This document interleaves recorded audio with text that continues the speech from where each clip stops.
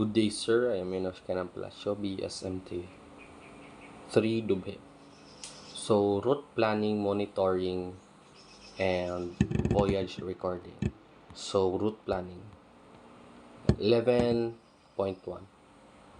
It should be possible to carry out route planning, route monitoring in a simple and reliable manner. So next is the largest scale data available in the system database for the area given should always be used by the ECDIS. So dapat daw magamit kanunay og ECDIS for all alerts or indications of crossing the ship's safety contour and of entering a prohibited area, and for alerts and indications according to Appendix 5.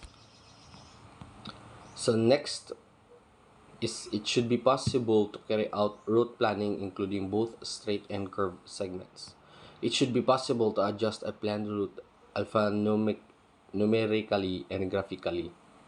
So including adding a waypoints to route, deleting waypoints from a route, and changing the positions of a waypoint.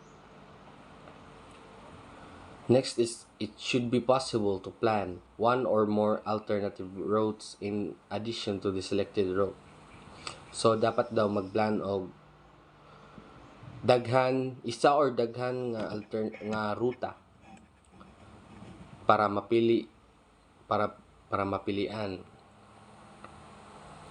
So the selected route should be clearly distinguished from other roads. So ang mapili daw nga ruta is kailangan distinguishable sa uban nga ruta. So next is a graphical indication is required if the mariner plans a route closer than a user specified distance from own ship's safety counter. So next is the graphical indication should be given if the mariner plans a route closer than a user specified distance from the boundary of a user selectable category of prohibited area or geographic area for which special conditions exist. A graphical indication should also be given if the mariner plans a route closer than a user specified distance from a user selectable category of point objects such as a fixed or floating aid to navigation or isolated. So next is it should be possible for the mariner to select the indications of 11.3.4 and 11.3.5. So next we have a route monitoring. So for route monitoring, the selected route in the own ship's position should appear whenever the display covers that area. So next, it should be possible to select that ECDIS gives an alarm and related graphical indication if within a specified time or distance set by the mariner, own ship will pass closer than a user selected distance from the safety contour.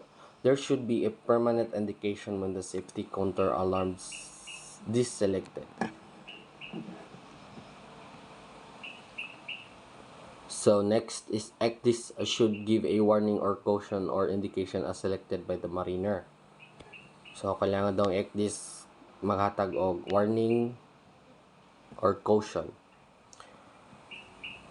So own ship will pass closer than a user selected distance from the boundary of a user selectable category of prohibited area of a geographical area for which special conditions exists. So next, an alarm should be given when the specified cross-track limit for deviation from the selected route if defined by the mariner when routing planning is executed. So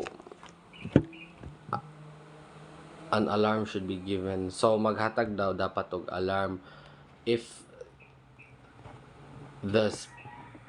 ang specified nga cross track limit for deviation from the selected route. So next, a graphical indication should be given if the current or the next leg of the selected route passes closer than a user specified distance from the safety contour. So next is 11.4.10. The ship's position should be derived from a continuous positions system of an accuracy consistent with the requirements of navigation, of safe navigation. Whenever possible, a second independent positioning source, preferably of a different type, should be provided. In such cases, ECDIS should be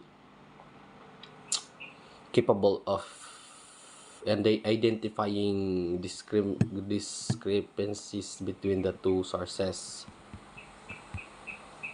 So next is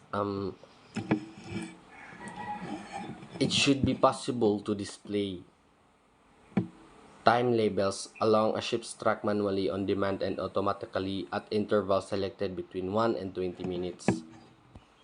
And an adequate number of points free, movable electronic bearing lines, variable and fixed range markers, other symbols required for navigation purposes, and specified in Appendix 3. So next, it should be possible to enter the geographical coordinates of any position and then display that position on demand also. It should be possible to select any point on the display and read its geographical coordinates demand. So last we have the voyage recording. So ECDIS should store and be able to reproduce certain minimum elements required to reconstruct the navigation and verify the database used during the previous 12 hours. So next, it should not be possible to manipulate or change the recorded information. ECDIS should have a capability to preserve the record of the previous 12 hours and the voyage track. So that will be all, sir. Thank you.